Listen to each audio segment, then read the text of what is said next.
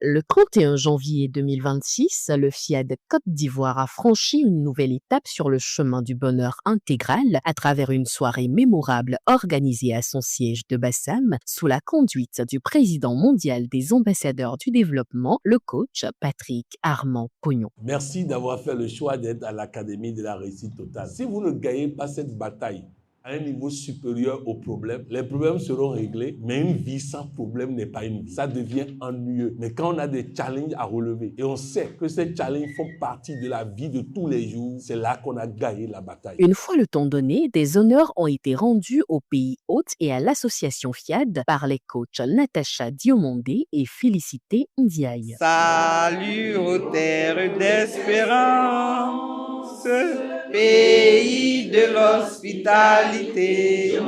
À parler de santé, de bonheur et de prospérité à chaque personne à qui je parle. I commit myself to be so strong that nothing can disturb my inner peace. Avant de poursuivre, le maître de cérémonie a saisi l'occasion pour revenir sur la nécessité d'appliquer les 5 clés de la santé totale. Le simple fait de marcher et faire des mouvements, nous mettons les organes en bonne santé. Nous mettons le corps en bonne santé. Nous facilitons la digestion. Parce que le simple fait de faire la marche et les mouvements élimine une quarantaine de maladies. Prenez au moins une fois par jour de l'eau chaude au citron. Si c'est pas agréable à boire, mettez du miel dedans. C'est à la fois prévention de beaucoup de choses et c'est à la fois curatif de beaucoup de choses. On ne doit pas l'organiser. Si vous ne lui donnez pas à manger, il commence par bouffer le corps. Il faut que nous nous disons la maladie doit être bannie. Puis, par un mot de bienvenue empreint de gratitude, le coach Mélanie Lorne, responsable dans un presbytère, a décrété la bienvenue à tous. Nous vous souhaitons la bienvenue et vous remercions chaleureusement pour votre présence. Nous nous retrouvons dans un esprit de partage, de convivialité et d'élévation. Cet espace nous permet d'approfondir la connaissance de soi, de l'autre, de notre intérieur, de nos mécanismes mentaux et de notre environnement. Je vous invite à accueillir cette rencontre avec ouverture et attention à recevoir pleinement les enseignements qui nous seront partagés par nos coachs. Je vous souhaite une séance enrichissante et inspirante. Les thématiques développées au cours de cette soirée, tout aussi enrichissantes les unes que les autres, ont été présentées avec brio. La première, assurée par le coach Hubertine Begré, opératrice économique, a introduit la métaphore de Monsieur Market et en a clarifié les contours. Monsieur Market est une métaphore, une image pour expliquer la bourse et les marchés financiers créés par Benjamin Graham, un investisseur et un économiste américain. Elle consiste à imaginer le marché comme une personne émotionnelle qui se présente chaque jour à notre porte pour nous proposer des décisions à prendre. Tantôt euphorique, c'est-à-dire le jour il est content, le prix est élevé. Tantôt ennuyeuse, c'est-à-dire le lendemain,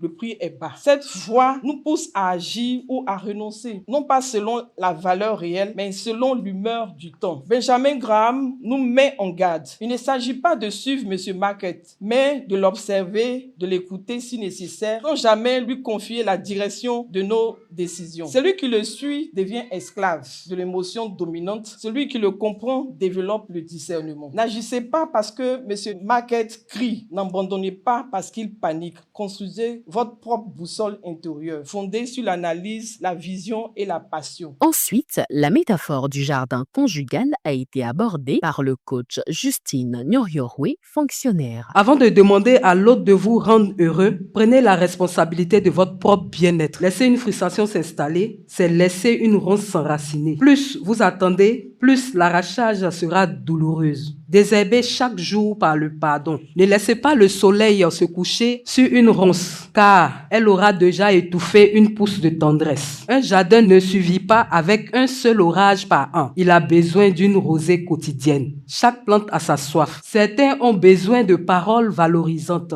d'autres de services rendus, de cadeaux, de moments de qualité ou d'un toucher physique. N'arrosez pas selon vos préférences, mais selon les besoins de la plante en face de vous. Il y aura des hivers, des moments de froid, de distance, de fatigue. Dans ces moments-là, ne paniquez pas. Utilisez les crises pour solidifier vos valeurs communes. Soyez patients. Le printemps ne revient que pour ceux qui n'ont pas abandonné le terrain pendant la tempête. La troisième exhortation a été développée par le coach Yao Kofi Jacques, responsable d'études des énergies énergie renouvelable autour du thème La métaphore du médecin intérieur. La pathologie la plus dévastatrice, c'est le découragement que l'on s'inflige à soi-même. Pourtant, vous possédez ce que j'appelle un médecin intérieur. Ce soignant personnel qui n'utilise pas de scalpel ni de pilule. Son rôle est de veiller sur deux choses vitales, la qualité de votre souffle et la direction de vos pensées. Être à l'écoute de ce médecin, c'est poser un acte de résistance. C'est refuser de laisser l'infection du doute se propager dans votre esprit. Dès qu'une pensée toxique surgit, votre médecin intérieur n'attend qu'un signe pour intervenir. Il ne transforme pas la réalité par magie. Les problèmes sont là, mais il vous donne la vitalité nécessaire pour les traverser debout. Quand la peur vous glace, demandez à votre médecin une prescription de courage. Quand la colère vous brûle, laissez-le vous infuser le calme. Vous portez en vous